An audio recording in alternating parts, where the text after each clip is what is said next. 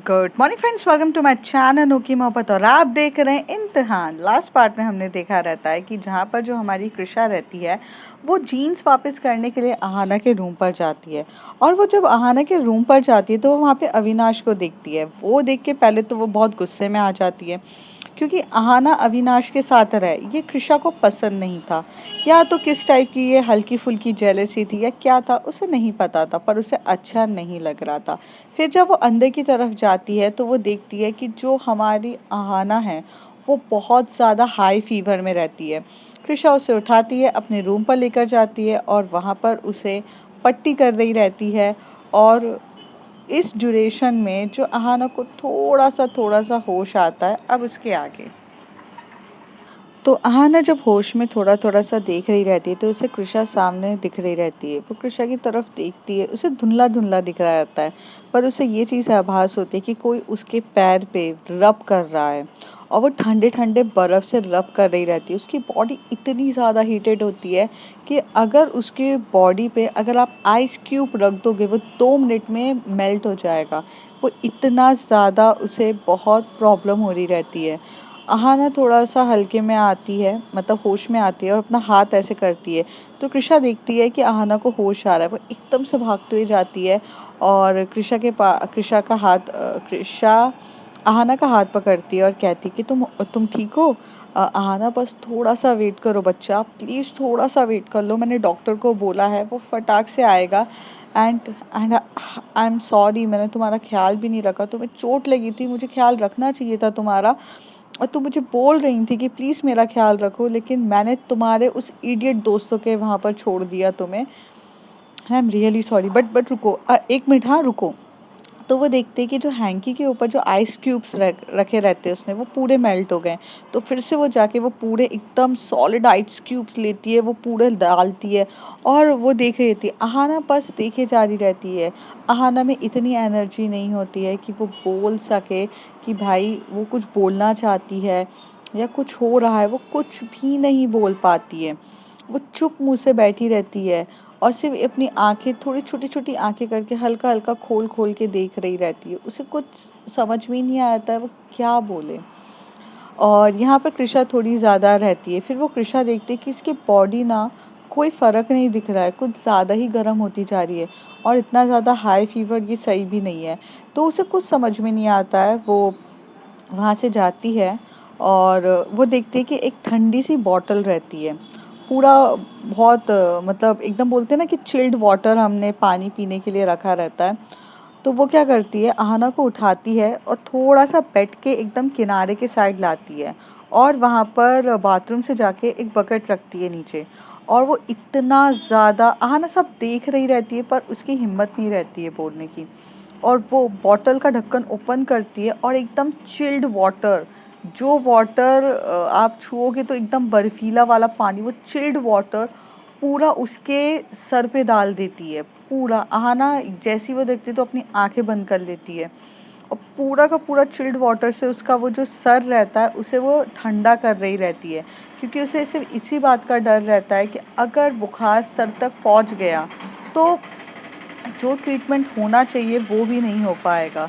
और कौन, तब उसे इतने गुस्सा भी आ रहा रहता है, बट उस समय उसकी मिक्स फीलिंग चल रही रहती है। पहली तरफ उसे इतना गुस्सा रहता है, इतना ज़्यादा गुस्सा रहता है उसके दोस्तों पर, क्योंकि उन लोगों ने उसका ध्यान नहीं रखा, प्यार से नहीं रखा, उसे केयरिंग नेचर नहीं थी। और एक तरफ उसे ये वाली फीलिंग आ रही रहती है कि ओ माय गॉड, आहाना को कुछ होना नहीं चाहिए।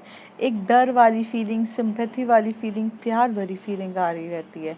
पर उसे समझ में नहीं आता है कि उसे आहाना के लिए ऐसा फील क्यों हो रहा है। और इतना टाइम भी नहीं रहता है कृषक के पास कि वो ये चीज़ें समझ सके। पूरा वो जब कर देती है फिर वो वहाँ से जाती है, टॉवल देती है और उसके बालों को एकदम से कवर करती है टॉवल में और गीले के गीले ही रहने देती है, क्योंकि उसकी बॉडी बहुत गर्म रहती है। उसे कुछ समझ में नहीं आता है। फिर से वो हैंकी लेती है, हैंकी में आइस क्यूब डालती है, पूरा मतलब आइस क्यूब लगा देती है। फिर वो थोड़े टाइम तक आइस क्यूब लगाती है, फिर लेग पे आइस क्यूब मर रही रहती है। ये सब आहाना अपनी आंखों से देख रही रहती है, पर वो कुछ बोलने की कंडीशन में रहती। करीब ये प्रोसीजर वो 10 से 15 मिनट तक फॉलो कर रही रहती है। फिर एकदम से उसे डोरबेल बजती है। तो जैसे ही जो कृषा होती है वो आहाना को थोड़ा सा साइड में लेटाती है और जाती है और डोरबेल ओपन करती है, तो वहाँ डॉक्टर रहते हैं। डॉक्टर इस बार अपनी नर्स के साथ मतलब कंपाउंडर के साथ भी आया रहता है। तो वो आता है अंदर, तो 2 लोग रहते हैं। तो वो कहते हैं कि बाप रे, ओ माय गॉड, ये तो कुछ ज़्यादा ही फ़ीवर है, इतना फ़ीवर आ कैसे सकता है? और मैंने आपको मेडिसिन्स भी दी थी तो भी आपने क्या केयर नहीं करी? क्योंकि मैंने आपको कल ही कहा था कि इनको फ़ीवर आने के चांसेस हैं, बट आपने मेरी बात को शायद से सीरियसली नहीं लिया। कृषा बोलती है, देखिए सर, ये मेरी there is a long theory about it, मैं आपको एक्सप्लेन नहीं कर सकती हूँ। जो हो गया, ना आप बदल जाओगे ना मैं बदल पाऊंगी। मैं आपको एक्सप्लेनेशन भी दूंगी तो भी आप वो चीज़ नहीं कर सकते, ना मैं कर सकती हूँ। एट प्रेजेंट अभी क्या करना है? तो कहते हैं यार बहुत हाई लेवल का फीवर है। तो कृषा को थोड़ा सा गुस्सा आ रहा रहता है, वो खड़े होके बोलती है, आई नो हाई फीवर है और मैंने आपको ट्रीटमेंट करने के लिए बताया। प्रॉब्लम्स तो मुझे भी दिख रही है पर सोल्यूशन ढूंढो ना। मैं वो लड़की हूँ जो सोल्यूशन पे फोकस करती हूँ, प्रॉब्लम्स पे नहीं। प्रॉब्लम्स दिख रही है। And I am sorry doctor, please मुझे ऐसी कंडीशन में मत डालिए कि मुझे आप पे थोड़ा सा लाउड तरीके से बोलना पड़े। एट प्रेजेंट मेरी कंडीशन भी कोई ठीक नहीं है। मुझे आहाना का इतना फीवर देख के आप समझ नहीं रहे होगे कि मेरे अंदर क्या बीत रही है। जैसी ये बात करती तो आहाना सिर्फ और सिर्फ देख रही रहती है कृषा की तरफ। कृषा को इतना फ़र्क क्यों पड़ रहा है? आहाना मनी मन ये सोचती है, बट इससे पहले वो कुछ बोल पाती या कर पाती। तो डॉक्टर बोलता है, ओके आई अंडरस्टैंड।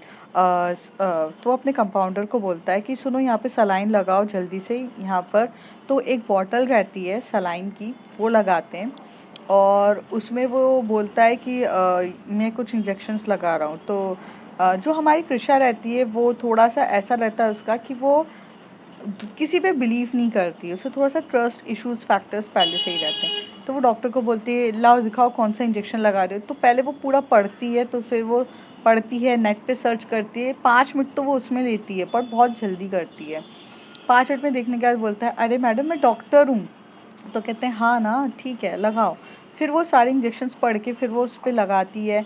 फिर वो सामने वाला उसे सलाइन लगा रहता है और जैसे ही सलाइन लगता है तो उसको चुभता है और आहाना की आंखों में से हल्का सा आंसू निकलता है। कृषा ये देखकर उसे बहुत बुरा लगता है। कृषा उसे अच्छे से अपनी बाहों में लेती है और बोलती है कि कुछ नहीं हुआ है, बस बस हल्का सा पेन है, हल्का सा, कुछ नहीं हुआ है। और ऐसे करके लगाते हैं। फिर डॉक्टर बोलता है कि अब मैंने इनको लगा दिए, लेकिन आप इसके साथ साथ जो आप कर रहे थे वो भी आपको करते ही रहना पड़ेगा। तो वो कहते हैं कि हाँ, मतलब आइस क्यूब्स ना वगैरह। वो कहते हैं हाँ, और आपने इनका बाल पूरे भिगा दिए हैं? डॉक्टर पूछता है। तो कहते हैं कि हाँ, मुझे कुछ समझ में नहीं आया क्योंकि बहुत गर्म था। कहते हैं नहीं, अच्छा किया है, ऐसा कुछ नहीं है, पर अभी आप इनको थोड़ा सा आइस क्यूब लगाते रहिए और देखिए, ये सलाइन अगर निकल जाती है तो आपको कुछ नहीं करना है, आप ये वाली सलाइन लगा दीजिएगा। ये वाली भी मैं सलाइन लग के जा रहा हूँ और ये जो इंजेक्शन है ये 3 है, आपको बस तोड़ के करना है। आप कर लोगे इतना, या फिर अगर आपको ज़रूरत पड़े तो मतलब मुझे फ़ोन कर दीजिएगा, मैं अपने कंपाउंडर को भेज दूँगा।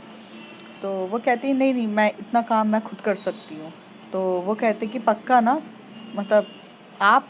तो तभी वहाँ से कृषा बोलती है, आप मुझे सिर्फ डोज बता के जाइए कि कितने डोज का लगाना है। तो कहते हैं हाँ, मैं आपको बता देता हूँ। अगर इनका फीवर नहीं उतरता है, आपको लगता है इनकी बॉडी ठंडी नहीं पड़ी है, एट प्रेजेंट इनको 105 डिग्री बुखार है और बहुत ज़्यादा है 105 डिग्री।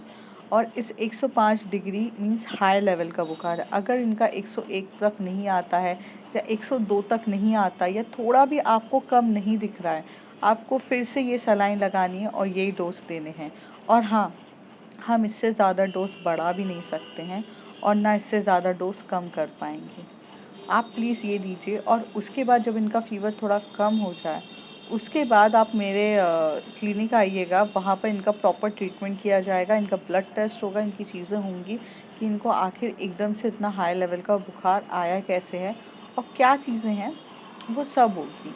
या फिर हो सकता है ये मेंटली बहुत ज़्यादा स्ट्रेस में हो, जिसकी वजह से ये चीज़ें हैंडल नहीं कर पाई हों, तो भी आ सकता है। तो वो डॉक्टर जब ऐसे बोलता है तो कहती है ओके फाइन, मैं देख लूँगी, और हाँ, अगर आपको कुछ भी प्रॉब्लम हो आप मुझे कॉल करिएगा प्लीज़। मैं फ़ोन उठाऊंगा आपका, क्योंकि ये मेरे अंडर हैं, तो मुझे भी अपने पेशेंट्स का ख्याल रखने के लिए मैं हमेशा से रहता हूँ, आप कर दीजिएगा। तो कहती thank you doctor, and I want to say sorry to you, and once again thank you.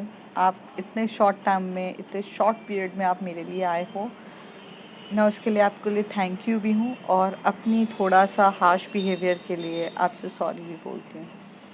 तो डॉक्टर यहाँ से जाते हुए बोलता है, देखो मुझे हार्श बिहेवियर पे कुछ नहीं है, बट मुझे ये चीज़ अच्छी लगी कि आप इन्हें बहुत ज़्यादा, आप इनके क्लोज हो और इन्हें आप अपना बहुत कुछ मानते हो, इसलिए इतनी केयर दिखाते हो।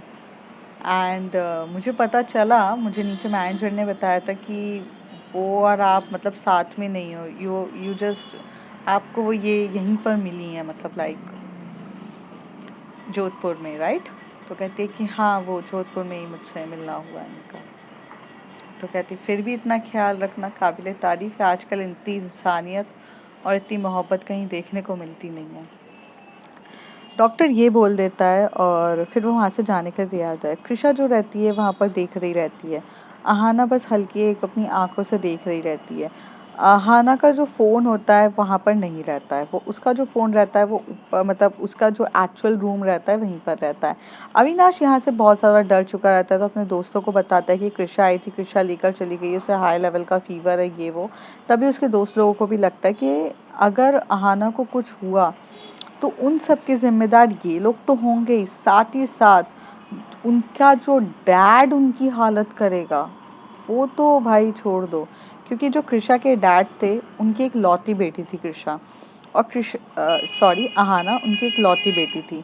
तो अहाना के लिए जो भी बन सकता था उसके डैड हमेशा से करते आ रहे हैं, और वो नाजों से पली भरी है। तो इस वजह से ना उसके मॉम एंड डैड को अगर पता चला अहाना के, तो बहुत इशू हो जाएगा। तो इसलिए वो लोग बहुत जम के डरते हुए भागते हुए जाते हैं, कर रहे थे। यहाँ पर जो कृषा रहती है एज यूजुअल, जो डॉक्टर बोल कर गया था वो सब कुछ कर रही रहती है। फिर जो कृषा रहती है वो देखती है कि अहाना के कपड़े कुछ ज़्यादा ही हैं, मतलब वो उसने बहुत सारे कपड़े पहने हुए हैं, तो वो थोड़ा सा टॉप, जो उसने 2 टॉप्स पहने रहते हैं, क्योंकि शायद उसे पहले ठंड लग रही होगी इसलिए उसने पहना होगा, और बाद में तो वो क्या करती है, उसका एक टॉप रिमूव कर देती है और अब वो स्पैगेटी में रहती है, आराम से वो हल्के वाले क्लॉथ्स में रहती है, और जो पूरी बॉडी में आइस क्यूब मल रही रहती है। आप सोचो बहुत मुश्किल होता है कि आइस क्यूब पूरी बॉडी पे मलना, लेकिन अहाना पे पूरा टाइम कृषा ने दे दिया था। कृषा एक एक मिनट में उसको आइस क्यूब बदल रही थी, 2-2 मिनट में देख रही थी। अहाना बस अपनी आंखों से देख रही थी, उसमें होश में नहीं थी वो बोलने के लिए। फिर सलाइन का होता है, धीरे धीरे जब असर होने लगता है मेडिसिन का, तो अहाना की जो आंखें हैं वो बंद होने लगती है, वो सोने लगती है। और कृषा भी ये बात समझती है कि ये दवाई खाने से उसको थोड़ा नींद आएगी, वो रिलैक्स होगी, और उसकी बॉडी में जितनी भी चीज़ें हैं, मतलब लाइक जो चीज़ें मतलब जो हीट प्रोवाइड करी, जिसकी वजह से बुखार आया, वो सब धीरे धीरे रिसॉल्व होना स्टार्ट होगी। तो यहाँ पर वो चल रहा था। बाकी जो यहाँ पर एकदम से फ़ोन आता है कार्तिक का, तो कार्तिक का वो फ़ोन देखती है, पहले तो वो इग्नोर कर देती है, 1 बार 2 बार इग्नोर कर देती है, लेकिन कार्तिक कंटिन्यूस फ़ोन करे जा रहा था।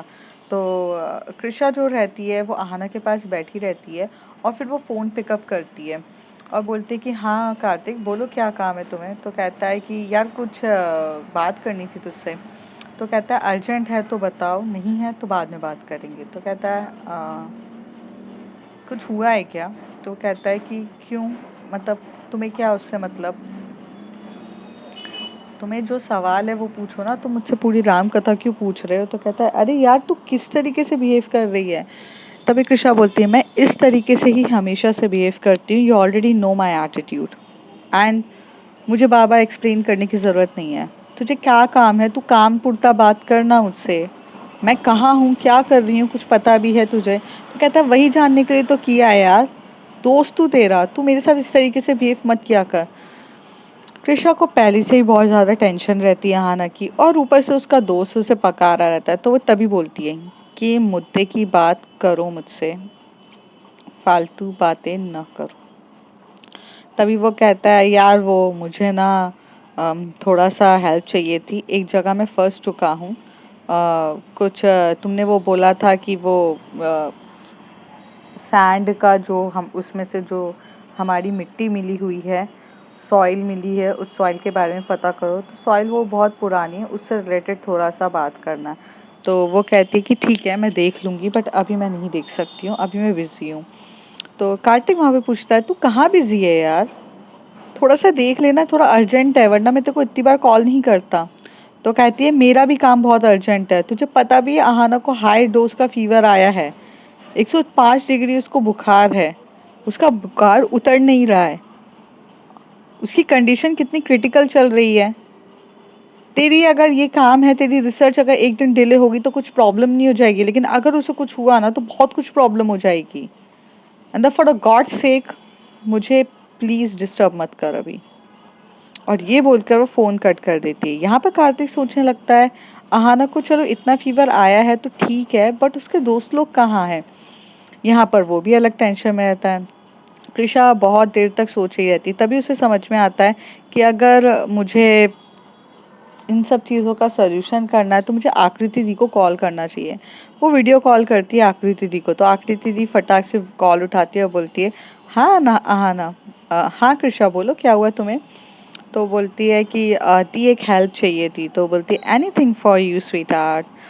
तो बोलती है, आकृति दी आप तो डॉक्टर हो ना। तो वो कहती है कि हाँ, ये तुम पूछ रही हो या तुम मुझे बता रही हो। तो कहती नहीं नहीं मैं आप डॉक्टर हो और फिर मुझे थोड़ा सा चाहिए थी। कहती क्यों, तुम्हें मेडिसिन चाहिए क्या कोई सी। तो वो कहती है कि नहीं, मैं आपको कुछ मेडिसिन्स के बारे में बताती हूँ, वो मुझे बता दीजिए। तो कहती है हाँ आप पूछो। तो वो जो इंजेक्शन्स रहते हैं वो सारे उसको पढ़ती जाती है और बताती। तो कहती है कि ये सब इंजेक्शन्स तो फीवर उतारने के लिए रहते हैं, रिलैक्स करने के लिए रहते हैं, पर तुम्हें फीवर आया है क्या, और ये तो हाई डोज के इंजेक्शन्स हैं, नॉर्मल टाइम पे नहीं दिए जाते हैं कृषा। तो वो कहती है कि हाँ दी, मतलब इससे फीवर उतरेगा ना पक्का। तो कहती है हाँ, ये बेस्ट से बेस्ट इंजेक्शन्स हैं। क्यों क्या हो गया है तुम्हें, फीवर किसको इतना फीवर आया है। तो वो कहती है 105 डिग्री फीवर आहाना को आया है। तो कहती है ये तो बहुत ज़्यादा है। तो कहती है कि हाँ अब क्या करूँ, आप बताइए ना। तो कहती हैं बेटा मैं क्या बताऊँ, डॉक्टर्स ने जो तुम्हें प्रिस्क्राइब मेडिसिन दी है वो सही है, बट सम टाइम एक चीज़ और हो सकती है अगर चीज़ें हैं तो। तो वो कहती हैं क्या, अ, तुम्हें आहाना को अपने से चिपका के रखना पड़ेगा। सम टाइम अगर बॉडी हीट होती है तो उस वजह से कहीं ना कहीं चीज़ें बहुत जल्दी रिलैक्स हो जाती है। तो यू मीन टू से मुझे उसे बॉडी हीट देना पड़ेगा। तो कहती है अगर उसकी बॉडी शिवर कर रही है क्या। तो कहती हाँ अभी तो कर रही है हल्की हल्की। तो कहती है हाँ उसे बॉडी हीट दोगी और मेडिसिन चलती रहेगी तो कई हद तक उसे बहुत जल्दी सही होने के चांसेस हैं। तो कहती मैंने उसका सर वर सब गीला किया है वगैरह। तो कहती हाँ वो सब तो ठीक है, बट ये भी चीज़ अगर ट्राई करके देख लो, क्योंकि ऑप्शन नहीं है तुम्हारे पास सब कुछ। कहती है हाँ ऑप्शंस तो नहीं है, मैं ट्राई करती हूँ। पर इसे इतनी इतना इतना हाई फीवर आया कैसे, कल तक तो ये हमसे अच्छे से बात कर रही थी। कहती पता नहीं थी कैसे आया, उसके लेग पे लग गई थी ना, तो उसकी वजह से तो मुझे डॉक्टर ने पहले ही बोला था कि फीवर आएगा, और मेडिसिन भी दे के गया था, पर मैंने उसे रात को मेडिसिन के बदले सुबह दी। तो सुबह इसके दोस्तों को बोला था कि उसे मेडिसिन दे देना, लेकिन उसके दोस्त लोगों ने शायद से दी नहीं और कुछ भी नहीं किया। कहती ओके, अब क्या कर सकते, तुम थोड़ा ख्याल रखो उसका और उसके पास ही रहना, और पल पल में ना उसका फीवर चेक करती रहो। तो कहती ओके दी। ऐसे करके आकृति दी भी फ़ोन रख देती है। यहाँ पर जो आहाना रहती है वो थोड़ा सा मतलब होश में तो रहती है, ऐसा नहीं था कि उसे समझ में नहीं आ रहा था, उसे समझ में सब कुछ आ रहा था। वो देखे जा रही थी, बस वो बोलने की हिम्मत से और उसकी बॉडी में इतना दम नहीं था कि वो अपने हाथ के मूवमेंट से कुछ कर सके। लेकिन उसे ये चीज़ दिख रही थी कि कृषा कितना ज़्यादा केयर कर रही है उसकी। तो थोड़ी देर में जो आहाना के दोस्त लोग रहते हैं वो भी पहुंच जाते हैं पैलेस, और वो जाकर कृषा के रूम पे खटखटाने लगते हैं। तो कृषा का तो वैसे ही दिमाग बहुत ज़्यादा ख़राब रहता है, और ऊपर से अब अगर कोई आकर उसे थोड़ा सा भी पोक करेगा तो वो तो ब्लास्ट हो जाएगी। और वही एक किस्सा होता है कि ये लोग करते हैं और कहते ठीक है। अंजलि एकदम से अंदर घुस जाती, बोलती अहाना अहाना। अहाना की आंखें खुली रहती है बट वो कुछ बोल नहीं रहती। ये लोग अंदर से घुसते हैं, बेड बेड पे जाते हैं, वहाँ पर करते हैं और जैसे टच करते बोलती है ये तो बहुत ज़्यादा गर्म है। तो कृषा पहले कुछ नहीं बोलती है, वो खड़ी रहती है और देखते हैं कि सलाइन वगैरह सब लग रही है वगैरह। तो वो कहती हैं कि ये ठीक तो हो जाएगी ना। तो कृषा पास आकर बोलती है अंजलि, मॉर्निंग में मैंने तुम्हें एक मेडिसिन दी थी और मैंने तुम्हें कहा था कि आहाना को याद से ये मेडिसिन खिला देना क्योंकि उसे फीवर आ सकता है या उसकी तबीयत ठीक नहीं होगी। मैंने तुम्हें कहा था ना। तो कृषा तभी अंजलि कहती है हाँ कृषा कहा तो था बट मैं भूल गई थी। आप भूल गए थे। ओके। कोई बात नहीं, होता है, इंसान भूल जाता है। दोस्तों की तबीयत खराब है तो वो भूल सकते हैं हम, लेकिन हमें घूमने जाना है, हम यहाँ टूर के लिए आए हैं, हम ये नहीं भूल सकते। हमारी दोस्त फीवर में मर रही है, क्या हो रही है, क्या फ़र्क पड़ता है, बट हम एक्चुअल में यहाँ पर अपने इंजॉयमेंट के लिए आए हैं तो हम वो नहीं भूल सकते। करेक्ट। तुम लोग बिल्कुल सही चल रहे हो। सही है। एक काम करो, रात के टाइम पे ना यहाँ पर लेक है, वो बहुत ब्यूटीफुल सजता है और बहुत प्यारा है। तो तुम यहाँ एक लेक है वहाँ घूमने जाओ, वो बहुत अच्छा लेक है। तो आप जाओ वहाँ पर घूम लो, बाकी दोस्त को भूल भी जाओगे तो क्या फ़र्क पड़ता है, चले जाओ आप लोग वहाँ पर। कृषा इनडायरेक्टली वो टॉन्ट बहुत मार रही रहती है, अंजलि को भी समझ में आ जाता है कि वो कहना क्या चाहती है। अंजलि कहती है कृषा मेरी बात समझो। तो वो कहती है first of all call me ma'am. तुम लोग मुझसे बहुत छोटे हो और मुझे मैम करके बोलो, क्योंकि मैंने सिर्फ ये अहाना को हक दिया है कि वो मुझे मेरे नाम से बुला सके, अदरवाइज मैं तुम सबके लिए मैम हूँ। एंड नाउ तुम मेरे रूम पे खड़े हो, अब यहाँ से आप लोग जा सकते हैं। Please get lost. मुझे तुम लोग की शक्ल देख के अपना गुस्से का लेवल हाई नहीं करना। आप जा सकते हैं। कृषा का ये सख्त लहजा अविनाश को तो पहले से पता रहता है। अविनाश अंजलि का हाथ पकड़ता हुआ बोलता है चल यहाँ से, वो गुस्से में है, कुछ भी कर देगी, चल चल। और ये लोग वहाँ से उसको लेकर चले जाते हैं। यहाँ पर जो कृषा रहती है वो बहुत टाइम तक टेंस रहती है। आज कृषा ने भी खाने सुबह से कुछ नहीं खाया रहता है, क्योंकि अब तो उसके मुंह से निवाला भी ना जाए अंदर, क्योंकि उसे इतनी ज़्यादा फिक्र होने लगती है। कृषा की फिक्र करती रहती है। फिर कृषा का वो बॉडी का टेम्परेचर बार बार चेक कर रही रहती है, तो वो थोड़ा भी कम नहीं हो रहता है। वो 104 डिग्री तक तो आया जाता है क्योंकि मेडिसिन की वजह से, लेकिन कम से कम उसे 101 102 तो आना चाहिए था, पर वो नहीं आता और पूरी की पूरी सलाइन ख़त्म हो जाती है। जैसे डॉक्टर ने उसे इंडिकेट किया था वैसे उसने वो सलाइन लगा देती है, उतने ही डोज के इंजेक्शन लगाती है और फिर से चालू कर देती है। अब अहाना क्या हो रहा था कुछ भी नहीं पता चलता है। वो डोर पूरे तरीके से लॉक करती है, पूरी विंडोज़ को लॉक करती है, पूरी जगह को लॉक करती है और फिर वो अपने क्लॉथ्स रिमूव कर रही रहती है। वो जैसे क्लॉथ्स रिमूव कर रही रहती है तो अहाना बस अपनी छोटी छोटी आंखों से उसे देख रही रहती है और वो कुछ इससे पहले बोल पाती या कुछ कर पाती, कुछ समझ में ही नहीं आ रहा रहता है उसको। फिर वो जाती है कि अहाना ने जो स्पेगेटी पहनी थी वो भी तक वो रिमूव कर देती है और जो लोअर तो अहाना ने अपने खुद का मतलब कृषा का लोअर था वो सब रिमूव कर देती है। वो पूरे क्लॉथ्स रिमूव करती है, फिर वो अहाना को अपने ऊपर लेती है और लेते टाइम वो एक चीज़ का ध्यान रखती है कि उसे सलाइन लगी है। उसके हाथ में अगर वो थोड़ा सा भी इस तरीके से टिल्ट वगैरह कुछ हुआ ना हाथ, जिसकी वजह से वो जो ब्लड ऊपर की तरफ चल जाता है, मतलब वो रिवर्स मैकेनिज्म भी होने लगता है कि ब्लड ऊपर जाके बॉटल में मिलना मिक्स हो जाएगा, जबकि उसकी दवाई अंदर जानी थी, क्योंकि सोर्स तो एक ही है ना, नस तो एक ही है। तो अगर से तो बहुत अच्छे से करती है, फिर साइड से वो करती है। पर वो इतना चुभ रहा था कि थोड़ी देर तक वो देखती है कि यार मैं कोशिश तो कर रही हूँ बट नहीं हो रहा है।